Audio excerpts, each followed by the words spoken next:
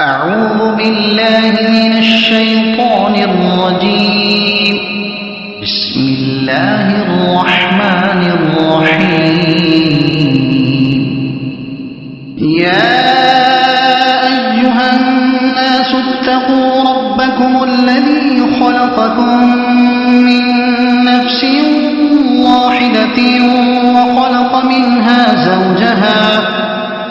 وخلق منها زوجها وبث منهما رجالا كثيرا ونساء واتقوا الله الذي تساءلون به والأرحام إن الله كان عليكم رقيبا. وآتوا اليتامى أموالهم ولا تتبدلوا الخبيث بالطيب ولا تأكلوا أموالهم إلى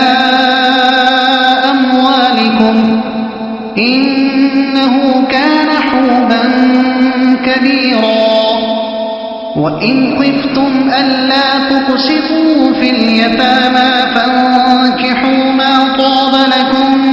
من النساء مثنى وثلاث ورباع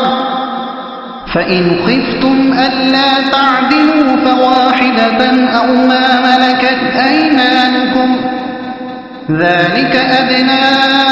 ألا تعولوا. وآتوا النساء صدقاتهن نحلة فإن طبن لكم عن شيء منه نفسا فكلوه هنيئا مريئا. ولا تؤتوا السفهاء أموالكم التي جعل الله لكم قياما وارزقوهم فيها واكسوهم وقولوا لهم قولا معروفا. وابتلوا اليتامى حتى إذا بلغوا النكاح فإن آنستم منهم رشدا فادفعوا إليهم أموالهم ولا تأكلوها إسرافا وبدارا أن يكبروا. ومن كان غنيا فليستعفف ومن كان فقيرا فليأكل بالمعروف. فإذا دفعتم إليهم أموالهم فأشهدوا عليهم وكفى بالله حسيبا. للرجال نصيب مما ترك الوالدان والأقربون وللنساء نصيب مما ترك الوالدان والأقربون مما قل منه أو كثر نصيبا مفروضا. وإذا حضر القسمة أولو القربى واليتامى والمساكين فارزقوهم منه وقولوا لهم قولا معروفا. وليخشى الذين لو تركوا من خلفهم ذرية ضعافا خافوا عليهم فليتقوا الله وليقولوا قولا سديدا. إن الذين يأكلون أموال اليتامى ظلما إنما يأكلون في بطونهم نارا وسيصلون سعيرا. يوصيكم الله في أولادكم للذكر مثل حظ الأنثيين فإن كن نساء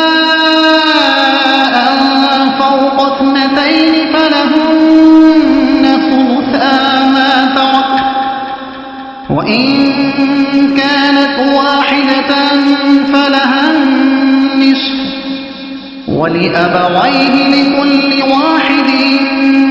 منهما السدس مما ترك إن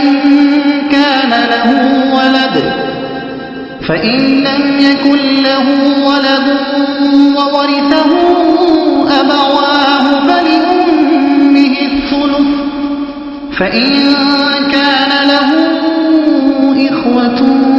فلأمه السدس من بعد وصية يوصي بها أو دين. آباؤكم وأبناؤكم لا تدرون أيهم أقرب لكم نفعا، فريضة من الله، إن الله كان عليما حكيما. ولكم نصف ما ترك أزواجكم إن لم يكن لهن ولد، فإن كان لهن ولد فلكم الربع مما تركن من بعد وصية يوصين بها أو دين، ولهن الربع مما تركتم إن لم يكن لكم ولد، فإن كان لكم ولد فلهن الثمن مما تركتم من بعد وصية توصون بها أو دين. وإن كان رجل يورث كلالة أم امرأة وله أخ أو أخت فلكل واحد منهما السدس، فإن كانوا أكثر من ذلك فهم شركاء في الثلث من بعد وصية يوصى بها أو دين، من بعد وصية يوصى بها أو دين غير مضار، وصية من الله، والله عليم حليم. تلك حدود الله، ومن يطع الله ورسوله يدخله جنات تجري من تحتها الأنهار خالدين فيها، وذلك الفوز العظيم. ومن يعص الله ورسوله ويتعد حدوده يدخله نارا خالدا فيها وله عذاب مهين. واللاتي يأتين الفاحشة من نسائكم فاستشهدوا عليهن 4 منكم، فإن شهدوا فأمسكوهن في البيوت حتى يتوفاهن الموت أو يجعل الله لهن سبيلا. واللذان يأتيانها منكم فآذوهما، فإن تابا وأصلحا فأعرضوا عنهما، إن الله كان توابا رحيما. إنما التوبة على الله للذين يعملون السوء بجهالة ثم يتوبون من قريب فأولئك يتوب الله عليهم، وكان الله عليما حكيما. وليست التوبة للذين يعملون السيئات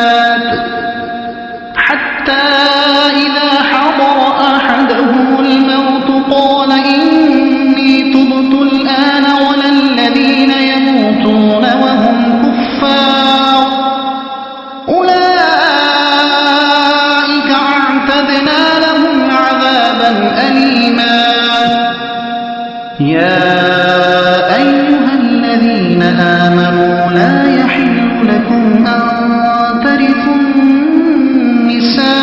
النساء كرها ولا تعضلوهن لتذهبوا ببعض ما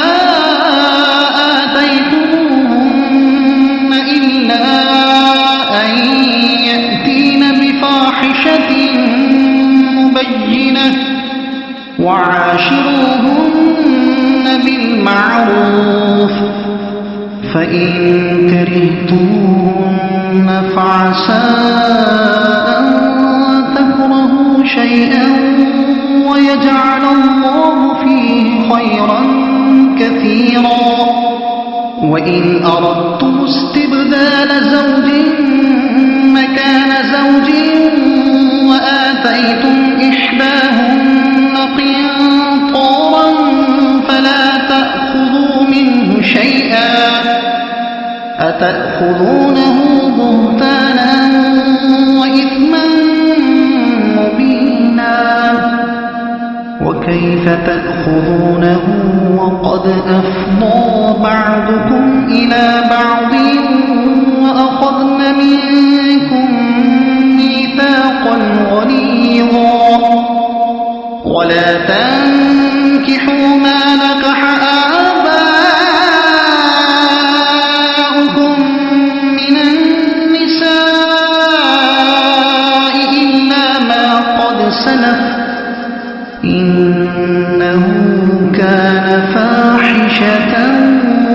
ومقتا وساء سبيلا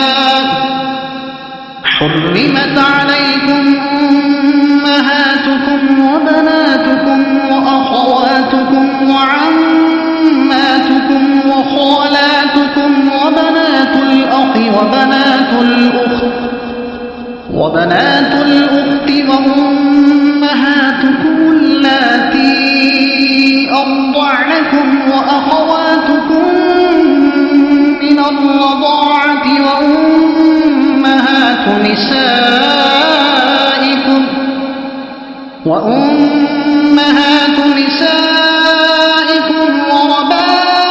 وربائبكم اللاتي في حجوركم من نسائكم اللاتي دخلتم بهن فإن لم تكونوا دخلتم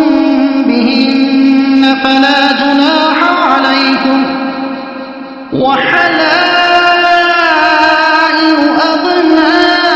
أبنائكم الذين من أصلابكم وأن تجمعوا بين الأختين إلا ما قد سلف إن الله كان غفورا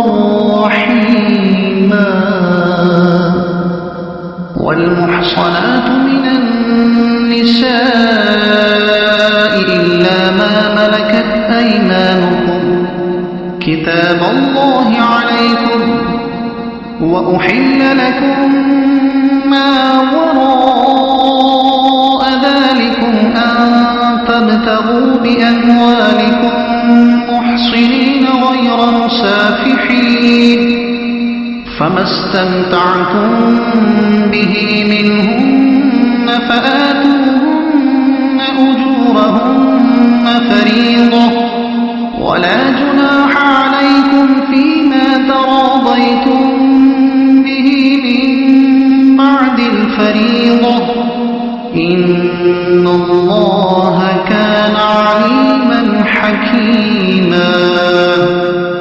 ومن لم يستطع منكم طولا أن ينكح المحصنات المؤمنات فمما ملكت أيمانكم من فتياتكم المؤمنات والله أعلم بإيمانكم بعضكم من بعض فانكحوهن بإذن أهلهن وآتوهن أجورهن بالمعروف وآتوهن أجورهن سافحات ولا متخذات أخدان فإذا أحصن فإن أتين بفاحشة فعليهن نصف ما على المحصنات من العذاب ذلك لمن خشي العنة منكم وأن تصبروا خير لكم والله غفور رحيم يريد الله ليبين لكم ويهديكم سنن الذين من قبلكم ويتوب عليكم والله عليم حكيم والله يريد أن يتوب عليكم ويريد الذين يتبعون الشهوات أن تميلوا ميلا عظيما يريد الله أن يخفف عنكم وخلق الإنسان ضعيفا يا أيها الذين آمنوا لا تأكلوا أموالكم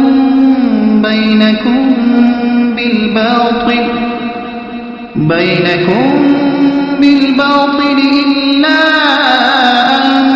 تكون تجارة عن تراض منكم ولا تقتلوا أنفسكم إن الله كان بكم رحيما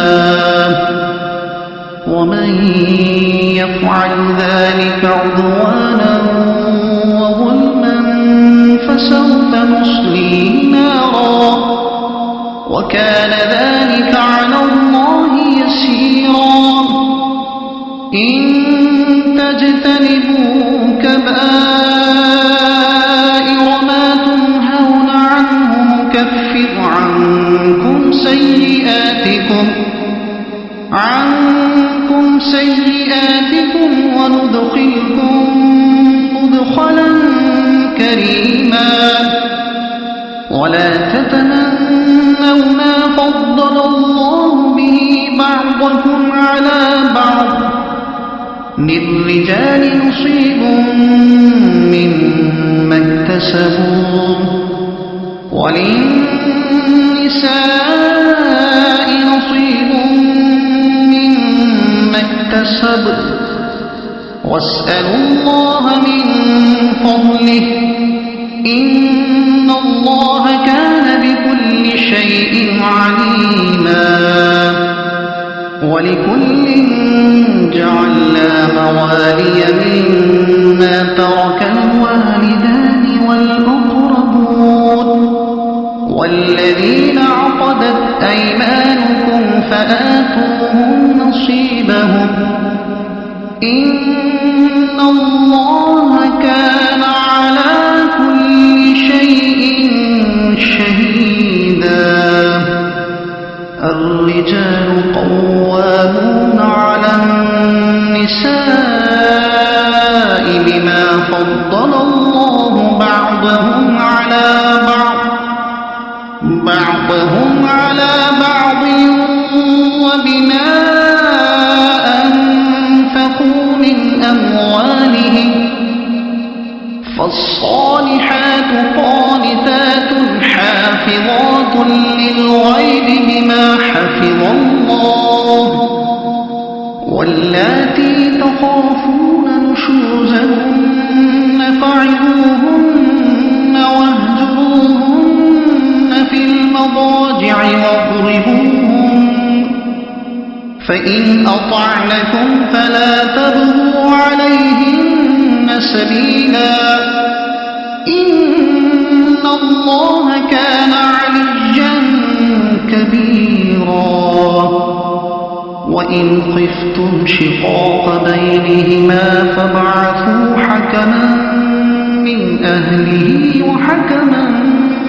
من أهلها إن يريدا إصلاحا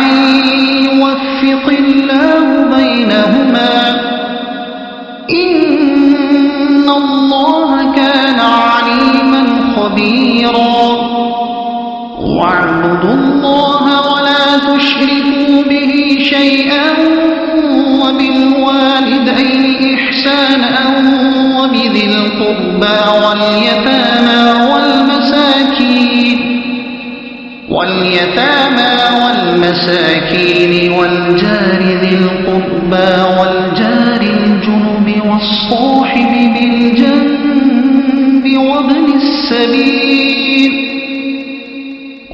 السبيل وما ملكت أيمانكم إن الله لا يحب من كان مختالا فخورا الذين يبخلون ويأمرون الناس بالبخل ويكتمون ما آتاهم الله من فضله وأعتدنا للكافرين عذابا مهينا والذين ينفقون أموالهم رئاء الناس ولا يؤمنون بالله ولا باليوم الآخر ومن يكن الشيطان له قرينا فساء قرينا وماذا عليهم لو آمنوا بالله واليوم الآخر وأنفقوا مما رزقهم الله وكان الله بهم عليما إن الله لا يظلم مثقال ذرة وإن تك حسنة يضاعفها ويؤت من لدنه أجرا عظيما فكيف إذا جئنا من كل أمة بشهيد وجئنا بك على هؤلاء شهيدا يومئذ يود الذين كفروا وعصوا الرسول لو تسوى بهم الأرض ولا يكتمون الله حديثا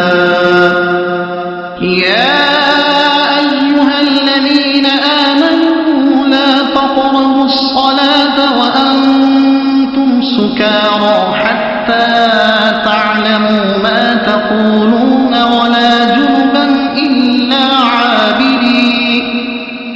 ولا جنبا إلا عابري سبيل حتى تغتسلوا وإن كنتم مرضى أو على سفر أو جاء أحد منكم من الغائط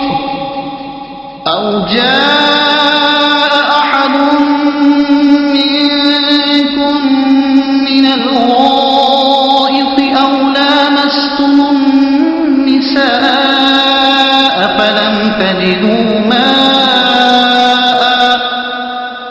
فلم تجدوا ماء فتيمموا صعيدا طيبا فامسحوا بوجوهكم وأيديكم إن الله كان عفوا غفورا ألم تر إلى الذين أوتوا نصيبا من الكتاب يشترون الضلالة ويريدون أن تضلوا السبيل والله أعلم بأعدائكم وكفى بالله وليا وكفى بالله نصيرا من الذين هادوا يحرفون الكلم عن مواضعه ويقولون سمعنا وعصينا عصينا واسمع غير مسمع وراعنا لجا بألسنتهم وطعنا في الدين ولو أنهم قالوا سمعنا وأطعنا واسمع وانظرنا لكان خيرا لهم وأقوم ولكن لعنهم الله بكفرهم فلا يؤمنون إلا قليلا يا أيها الذين أوتوا الكتاب آمنوا بما نزلنا مصدقا لما معكم من قبل أن نطمس وجوها فنردها على أدبارها أو نلعنهم كما لعنا أصحاب السبت وكان أمر الله مفعولا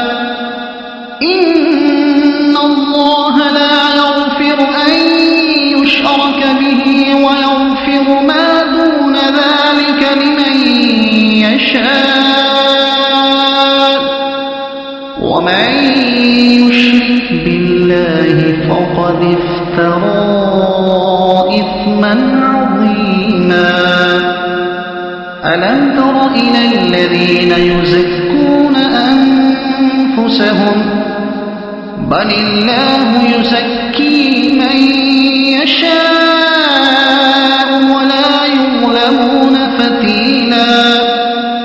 انظر كيف يفترون على الله الكذب وكفى به إثما مبينا ألم تر إلى الذين أوتوا نصيبا من الكتاب يؤمنون بالجبت والطاغوت ويقولون للذين كفروا هؤلاء أهدى من الذين آمنوا سبيلا أولئك الذين لعنهم الله ومن يلعن الله فلن تجد له نصيرا أم لهم نصيب من الملك فإذا لا يؤتون الناس نقيرا أم يحسبون الناس على ما آتاهم الله من فضله فقد آتينا آل إبراهيم الكتاب والحكمة وآتيناهم ملكا عظيما فمنهم من آمن به ومنهم من صد عنه وكفى بجهنم سعيرا إن الذين كفروا بآياتنا سوف نصليهم نارا كلما نضجت جلودهم بدلناهم جلودا غيرها ليذوقوا العذاب إن الله كان عزيزا حكيما والذين آمنوا وعملوا الصالحات سندخلهم جنات تجري من تحتها الأنهار خالدين فيها أبدا لهم فيها أزواج مطهرة وندخلهم ظلا ظليلا إن الله يأمركم أن تؤدوا الأمانات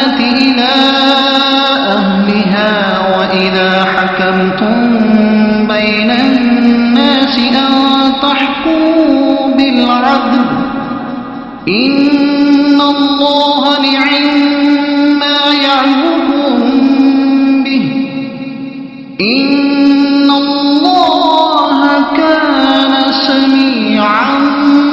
بصيرا يا أيها الذين آمنوا أطيعوا الله وأطيعوا الرسول وأولي الأمر منكم فإن تنازعتم في شيء فردوه إلى الله والرسول إن كنتم تؤمنون بالله واليوم الآخر ذلك خير وأحسن تأويلا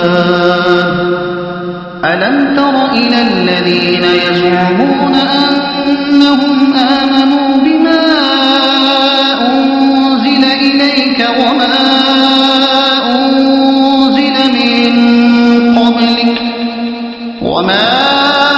أنزل من قبلك يريدون أن يتحاكموا إلى الطاغوت وقد أمروا أن يكفروا به ويريد الشيطان أن يضلهم ضلالا بعيدا وإذا قيل لهم تعالوا إلى ما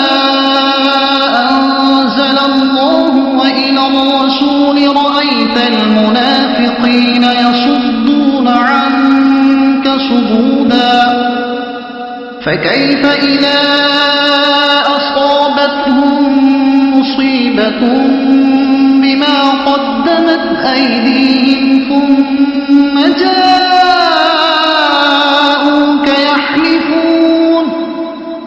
ثم جاءوك يحلفون بالله إن أردنا إلا إحسانا وتوفيقا أولئك الذين يعلم الله ما في قلوبهم فأعرض عنهم وعظهم وقل لهم في أنفسهم قولا بليغا وما أرسلنا من رسول إلا ليطاع بإذن الله ولو أنهم إذ ظلموا أنفسهم جاءوك فاستغفروا الله واستغفر لهم الرسول لوجدوا الله توابا رحيما فلا وربك لا يؤمنون حتى يحكموك فيما شجر بينهم ثم لا يجدوا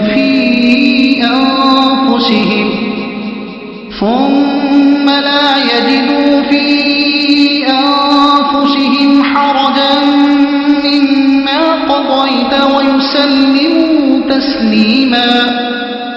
ولو أنا كتبنا عليهم أن اقتلوا أنفسكم أم اخرجوا من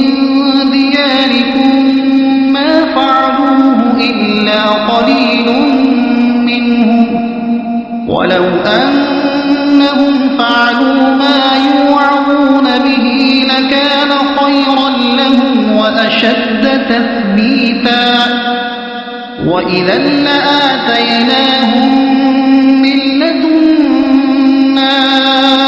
أجرا عظيما ولهديناهم صراطا مستقيما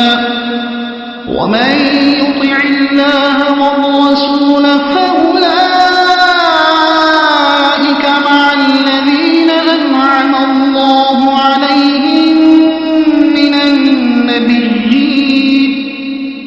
أنعم الله عليهم من النبيين والصديقين والشهداء والصالحين وحسن أولئك رفيقا ذلك الفضل من الله وكفى بالله عليما. يا أيها الذين آمنوا خذوا حذركم فانفروا ثبات أو انفروا جميعا وإن منكم لمن ليبطئن فإن أصابتكم مصيبة قال قد أنعم الله علي إذ لم أكن معهم شهيدا ولئن أصابكم فضل من الله ليقولن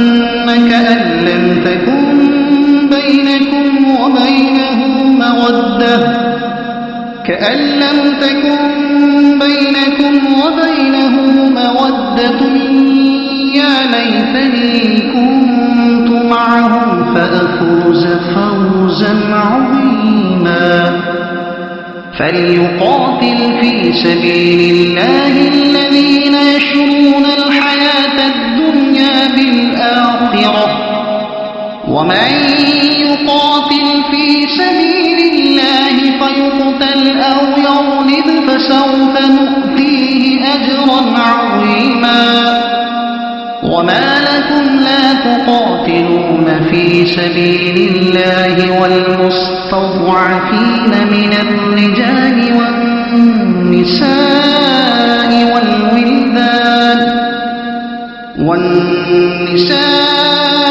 والولدان الذين يقولون ربنا أخرجنا من هذه القرية الظالم أهلها واجعل لنا من لدنك وليا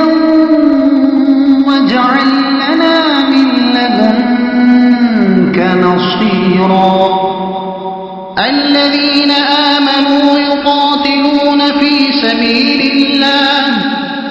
والذين كفروا يقاتلون في سبيل الطاغوت فقاتلوا أولياء الشيطان إن كيد الشيطان كان ضعيفا. ألم تر إلى الذين قيل لهم كفوا أيديكم وأقيموا الصلاة وآتوا الزكاة فلما كتب عليهم القتال إذا فريق منهم يخشون الناس كخشية الله أو أشد خشية وقالوا ربنا لم كتبت علينا القتال لولا أخرتنا إلى أجل قريب قل متاع الدنيا قليل والآخرة خير لمن اتقى ولا تظلمون فتيلا. أينما تكونوا يدرككم الموت ولو كنتم في بروج مشيدة وإن تصبهم حسنة يقولوا هذه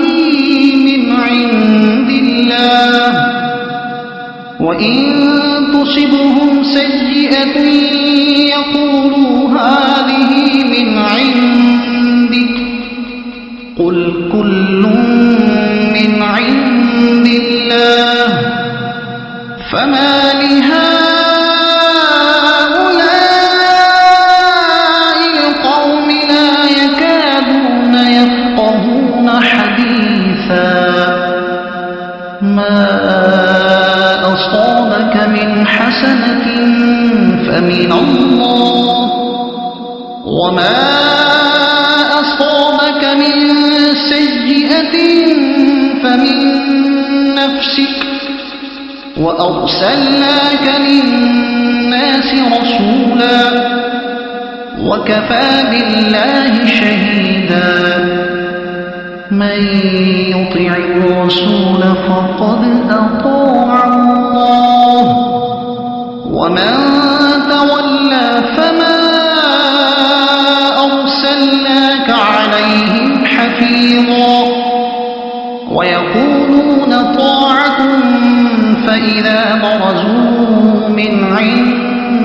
بيت طائفة منهم غير الذي تقول والله يكتب ما يبيتون فأعرض عنهم وتوكل على الله وكفى بالله وكيلا أفلا يتدبرون القرآن ولو كان من عند غير الله لوجدوا فيه اختلافا كثيرا وإذا جاءهم أمر من الأمن أو الخوف أذاعوا به ولو ردوه إلى الرسول وإلى أولي الأمر منهم لعلمه الذين يستنبطونه منهم ولولا فضل الله عليكم ورحمته لاتبعتم الشيطان إلا قليلا فقاتل في سبيل الله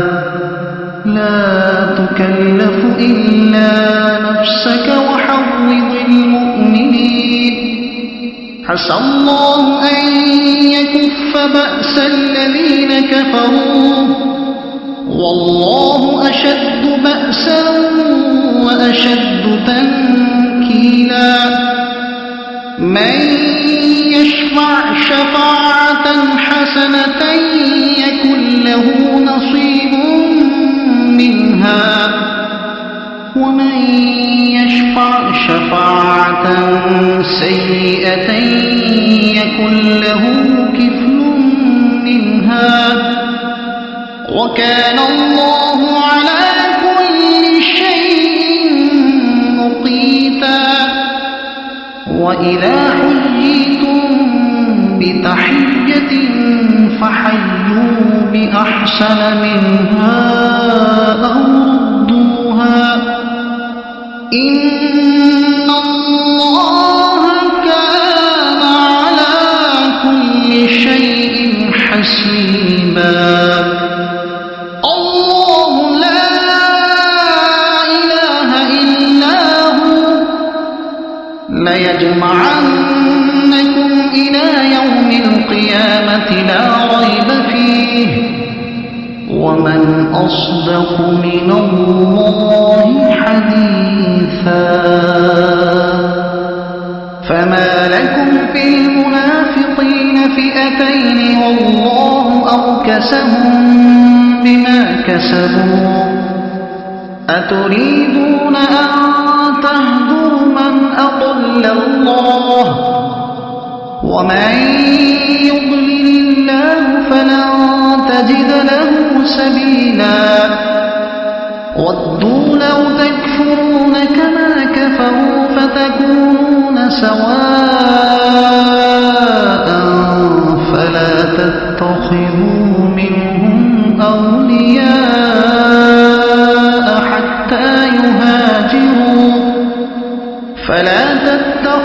منهم أولياء حتى يهاجروا في سبيل الله فإن تولوا فخذوهم واقتلوهم حيث وجدتموهم ولا تتخذوا منهم وليا ولا نصيرا إلا الذين يصلون إلى قوم بينكم وبينهم ميثاق أو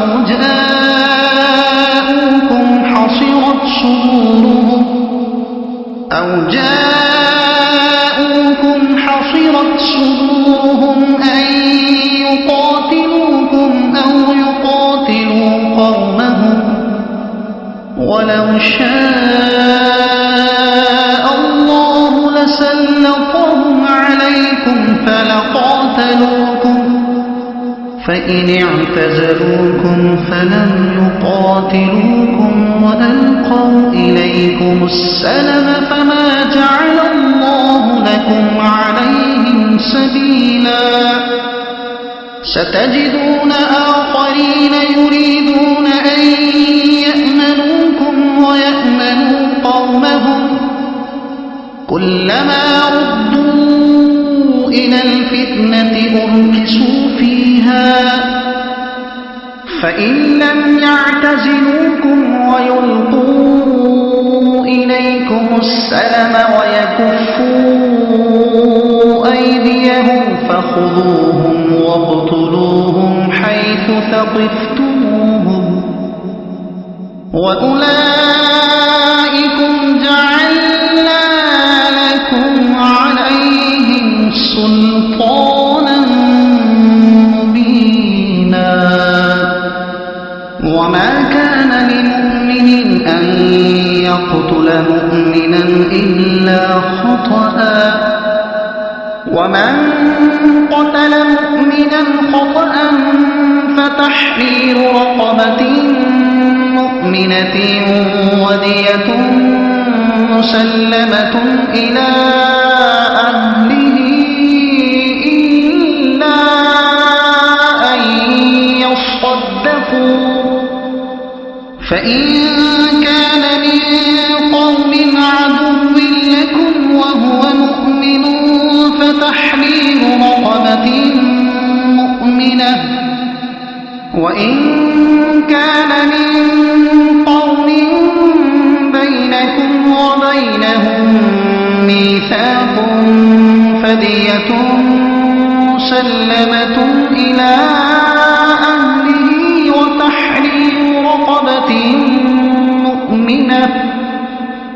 فمن لم يجد فصيام شهرين متتابعين توبة من الله وكان الله عليما حكيما ومن يقتل مؤمنا متعمدا فجزاؤه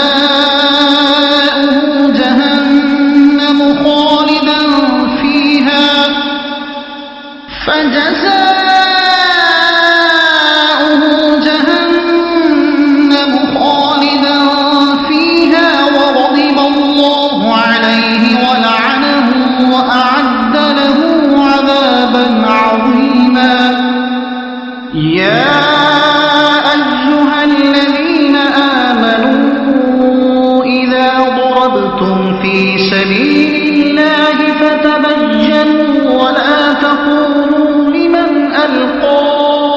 إليكم السلام لست مؤمنا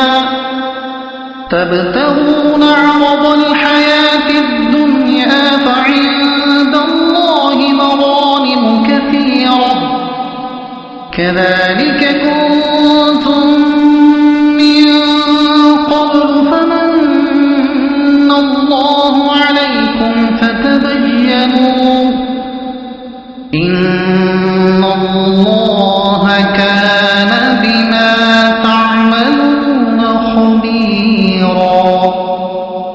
لا يستوي القاعدون من المؤمنين غير أولي الضرر والمجاهدون في سبيل الله بأموالهم وأنفسهم فضل الله المجاهدين بأموالهم وأنفسهم على القاعدين درجة وكلا وعد الله الحسنى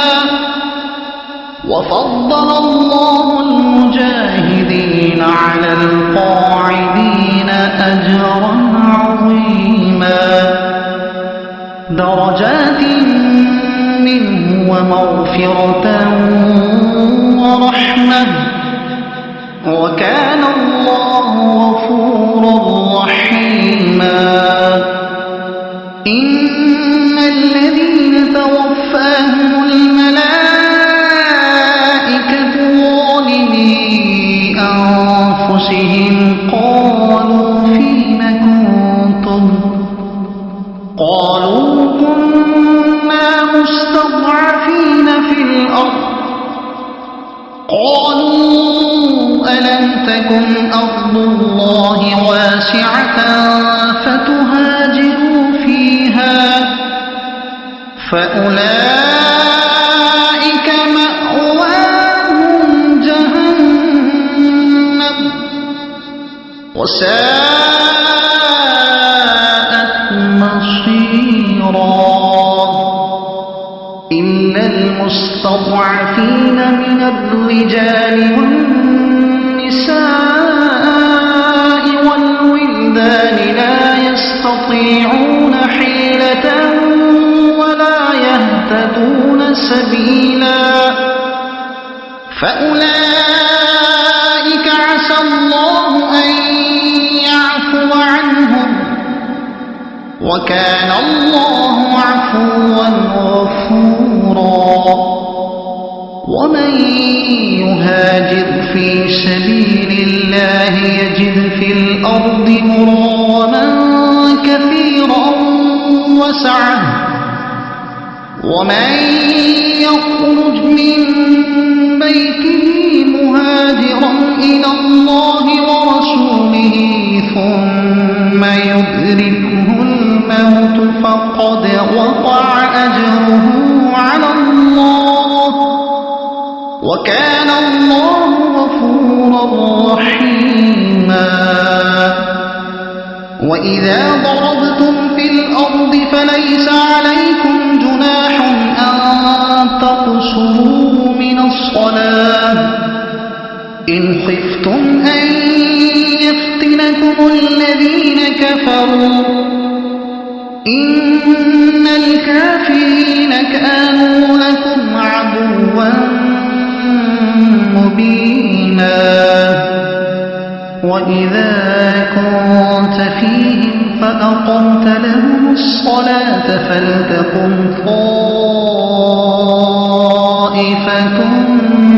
منهم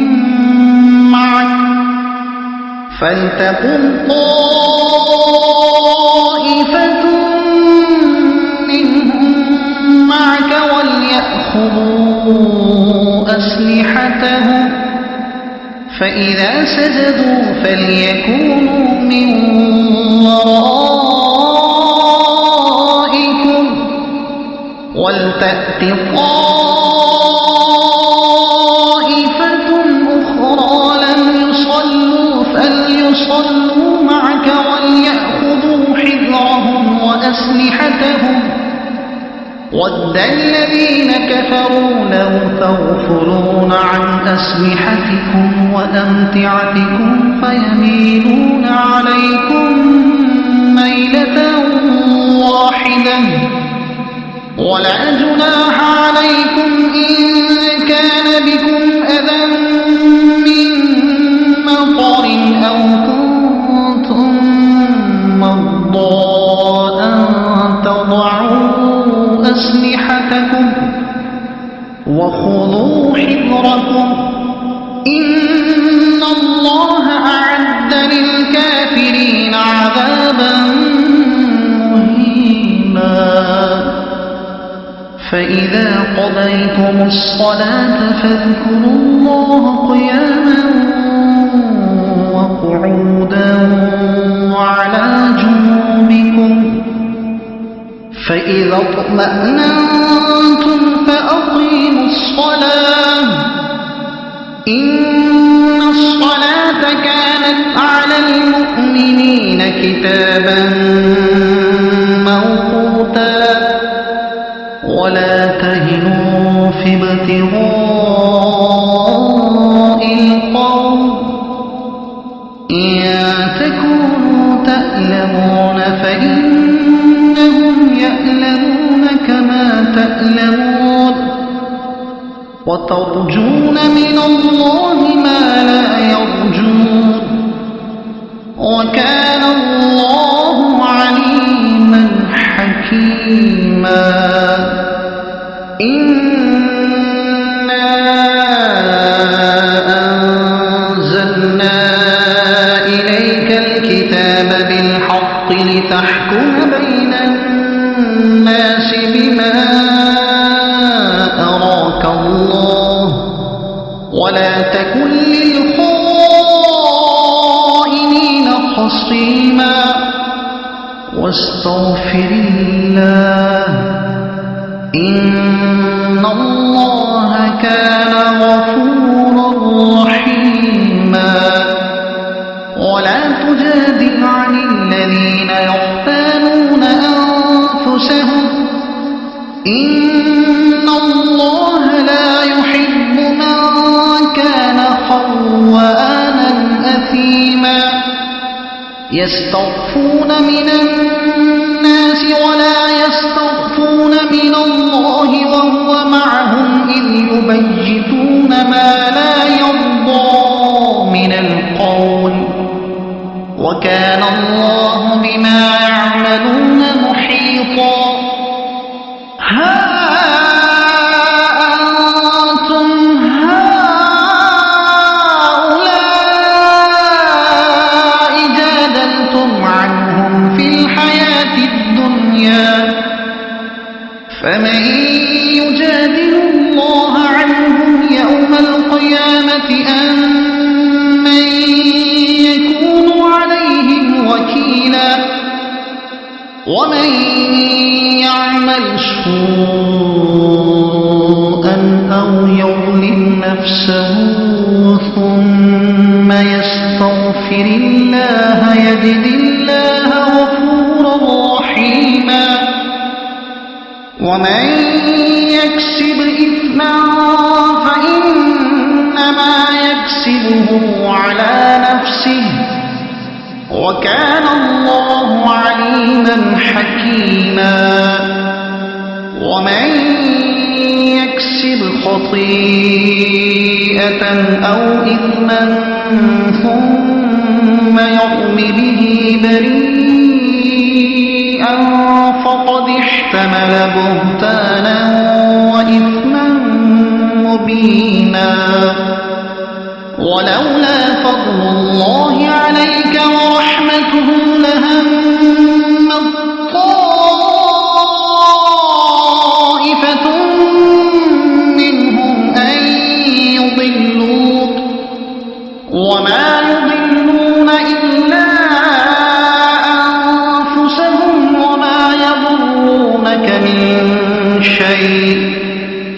وأنزل الله عليك الكتاب والحكمة وعلمك ما لم تكن تعلم وكان فضل الله عليك عظيما لا خير في كثير من نجواهم إلا من أمر بصدقة أو معروف أو إصلاح بين الناس ومن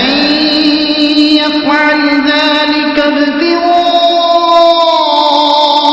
مرضات الله فسوف نؤتيه أجرا عظيما ومن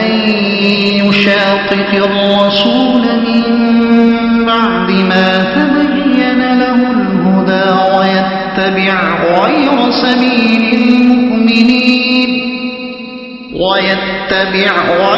سبيل المؤمنين نوله ما تولى ونصله جهنم وساءت مصيرا إن الله لا يغفر أن يشرك به ويغفر ما دون ذلك لمن يشاء ومن يشرك بالله فقد ضل ضلالا بعيدا إن يدعون من دونه إلا إناثا وإن يدعون إلا شيطانا مريدا لعنه الله وقال لأتخذن من عبادك نصيبا مفروضا ولأضلنهم ولأمنينهم ولآمرنهم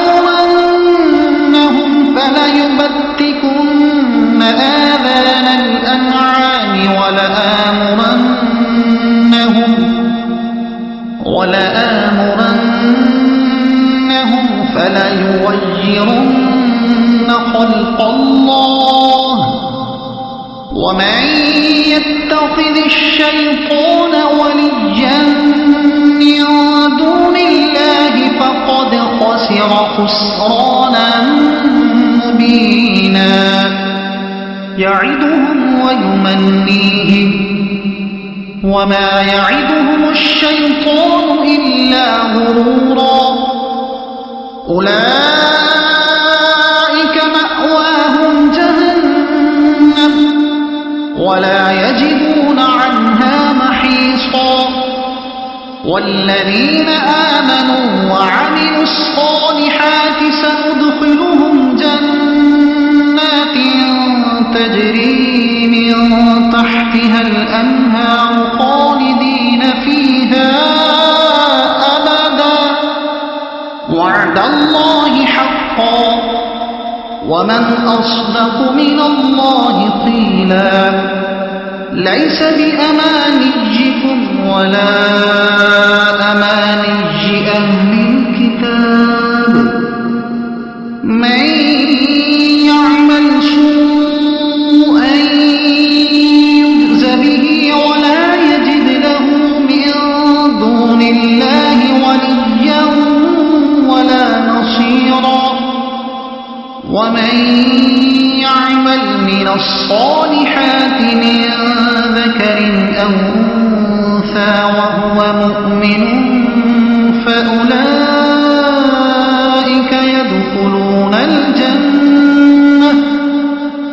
فأولئك يدخلون الجنة ولا يظلمون نقيرا ومن أحسن دينا ممن أسلم وجهه لله وهو محسن واتبع ملة إبراهيم حنيفا واتخذ الله إبراهيم خليلا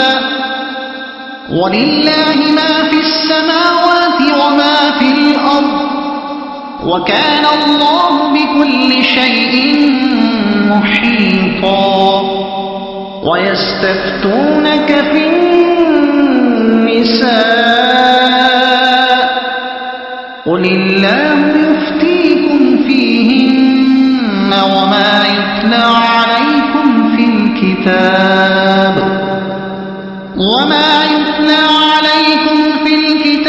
في يتامى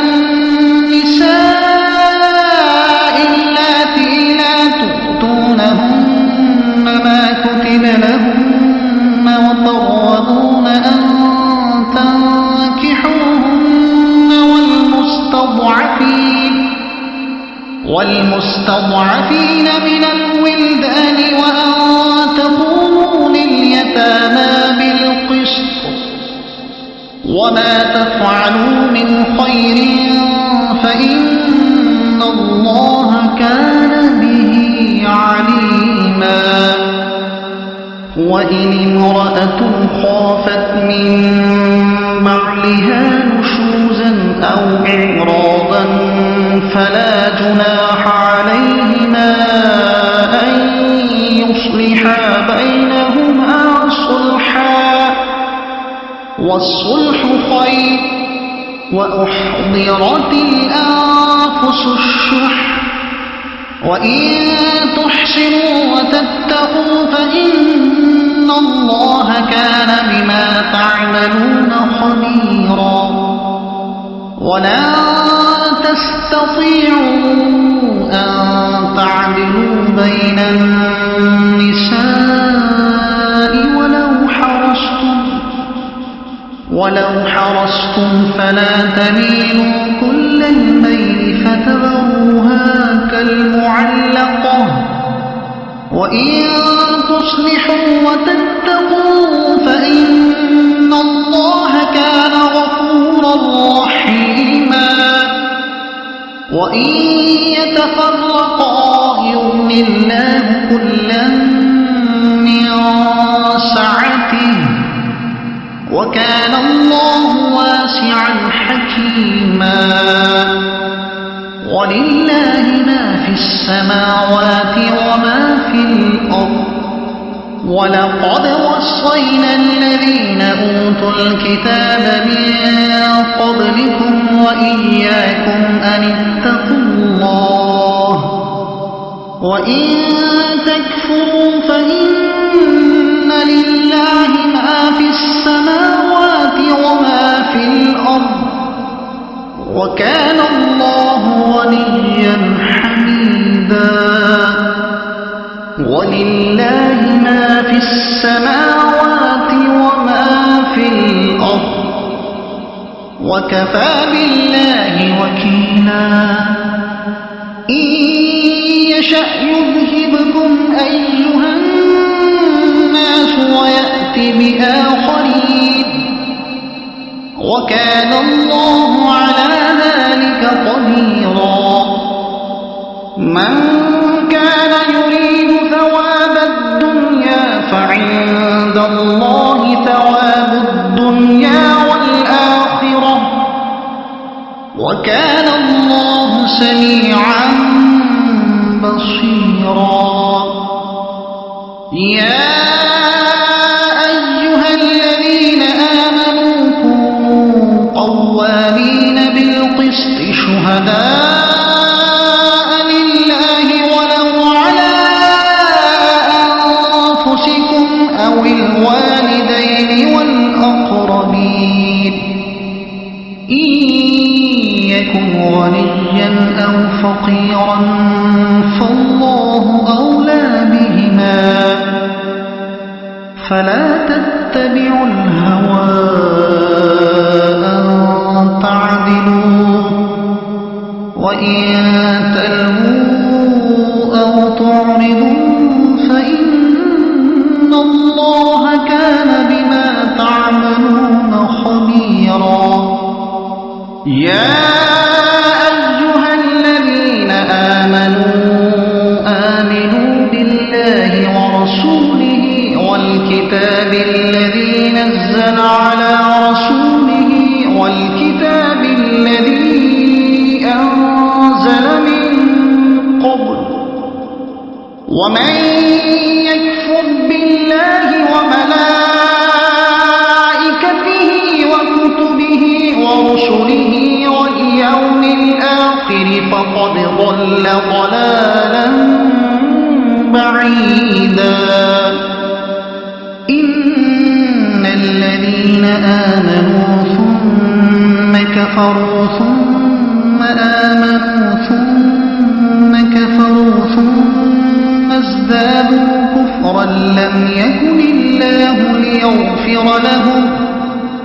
ليغفر لهم ولا ليهديهم سبيلا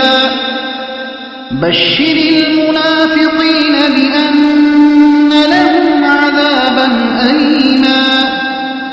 الذين يتخذون الكافرين أولياء من دون المؤمنين أيبتغون عندهم العزة فإن العزة لله جميعا وقد نزل عليكم في الكتاب أن إذا سمعتم آيات الله يكفر بها ويستهزأ بها فلا تقعدوا معهم حتى يخوضوا في حديث غيره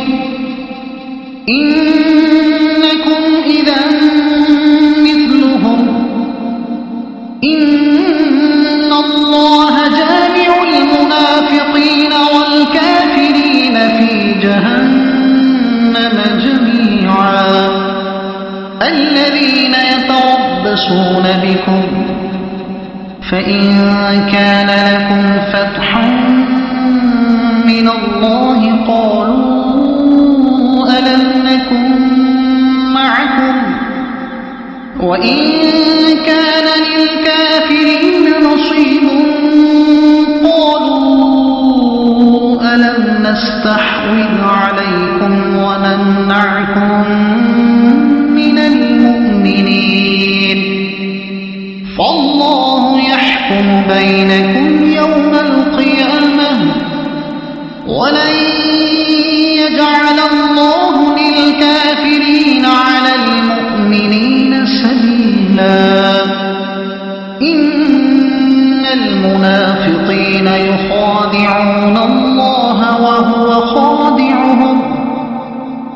وإذا قاموا إلى الصلاة قاموا كسالى يراءون الناس ولا يذكرون الله إلا قليلا مذبذبين بين ذلك لا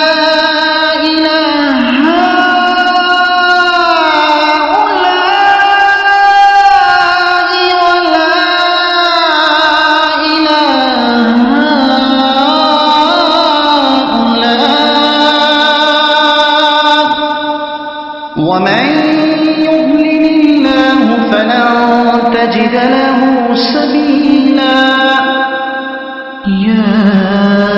أيها الذين آمنوا لا تتخذوا الكافرين أولياء من دون المؤمنين أتريدون أن تجعلوا لله عليكم سلطانا مبينا إن المنافقين في الدرك الأسفل من النار ولن تجد لهم نصيرا إلا الذين تابوا وأصلحوا واعتصموا بالله وأخلصوا دينهم لله فأولئك مع المؤمنين وسوف يؤتي الله المؤمنين أجرا عظيما ما يفعل الله بعذابكم إن شكرتم وآمنتم وكان الله شاكرا عليما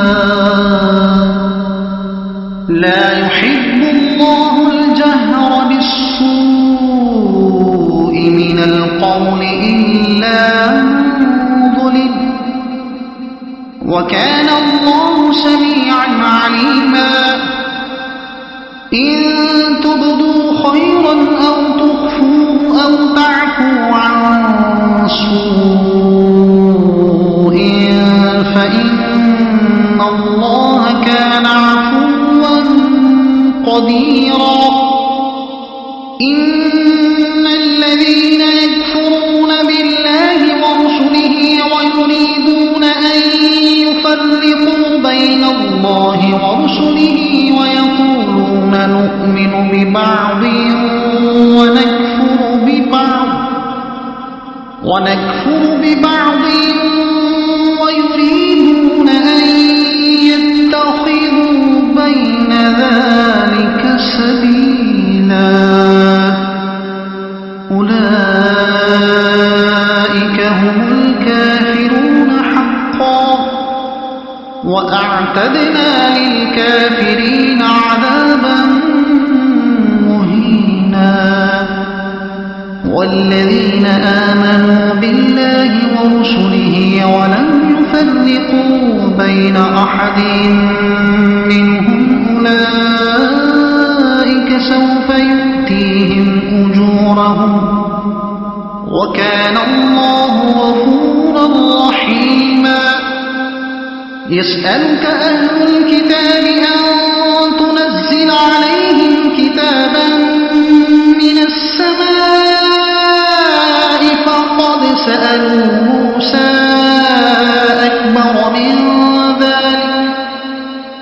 فقد سألوا موسى أكبر من ذلك فقالوا أرنا الله جهرة فأخذتهم الصاعقة بظلمهم ثم اتخذوا العجل من بعد ما جاءتهم البينات فعفونا عن ذلك وآتينا موسى سلطانا مبينا ورفعنا فوقهم الطور بميثاقهم وقلنا لهم ادخلوا الباب سجدا وقلنا لهم لا تعدوا وقلنا لهم لا تعدوا في السبت وأخذنا منهم ميثاقا غليظا فبما نقضهم ميثاقهم وكفرهم بآيات الله وقتلهم الأنبياء بغير حق وقولهم قلوبنا غلف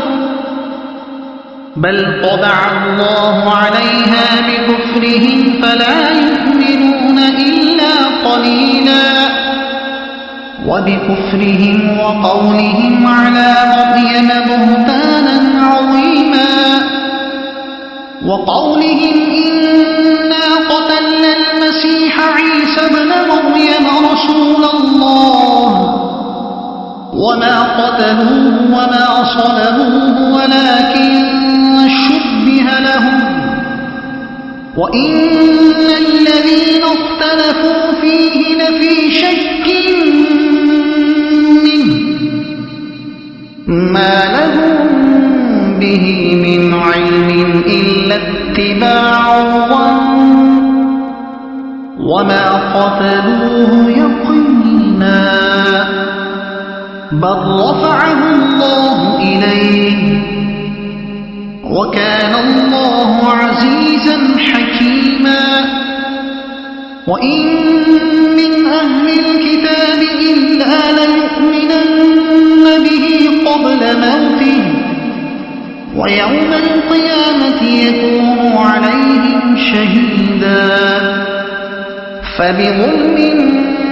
من الذين هادوا حرمنا عليهم طيبات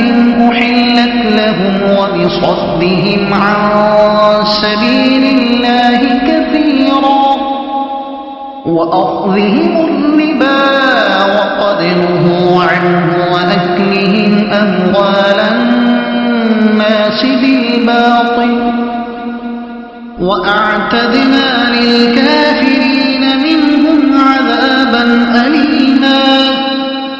لكن الراسخون في العلم منهم والمؤمنون يؤمنون بما أنزل إليك وما أنزل من قبلك وما أنزل من قبلك والمقيمين الصلاة والمؤتون الزكاة والمؤمنون بالله واليوم الآخر أولئك سنؤتيهم أجرا عظيما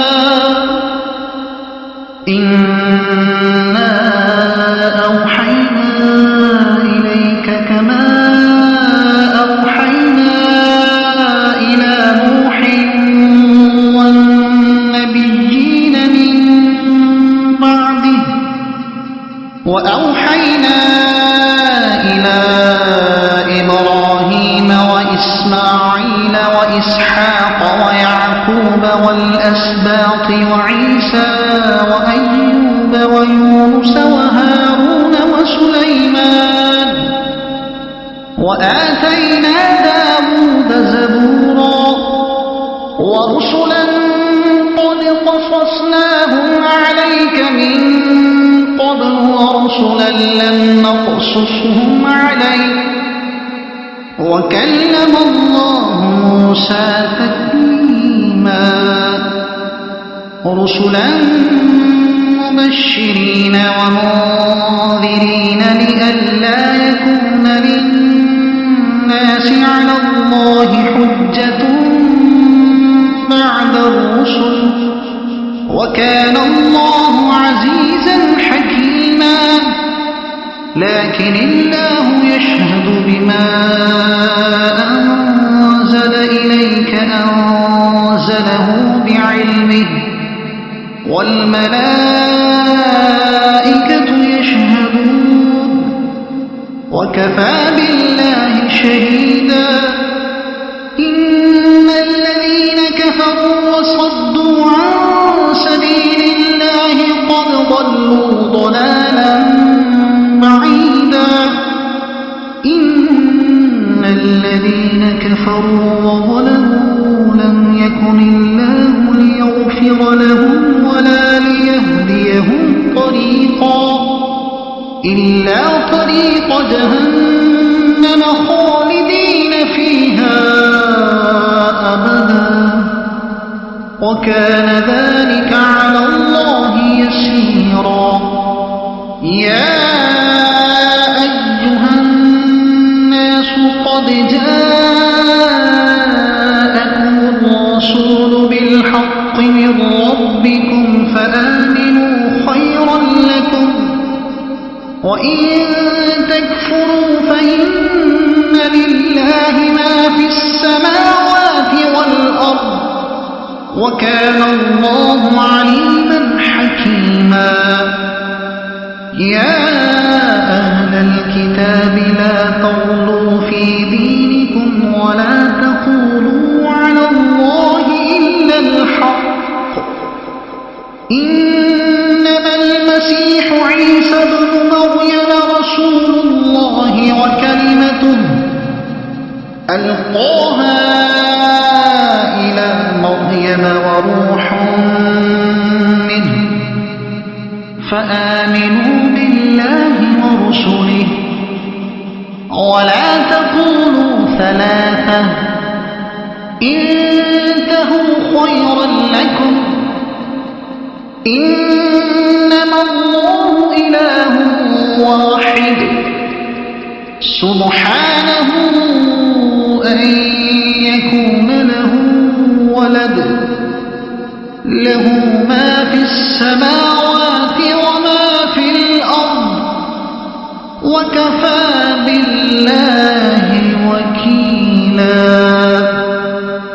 لن يستنكف المسيح أن يكون عبدا لله ولا الملائكة المقربون ومن يستنكف عن عبادته ويستكبر فسيحشرهم إليه جميعا فأما الذين آمنوا وعملوا الصالحات فيوفيهم أجورهم ويزيدهم من فضله وأما الذين استنكفوا واستكبروا فيعذبهم عذابا أليما ولا يجدون لهم من دون الله وليا ولا نصيرا يا أيها الناس قد جاءكم برهان من ربكم وأنزلنا إليكم نورا مبينا فأما الذين آمنوا بالله واعتصموا به فسيدخلهم في رحمة منه وفضل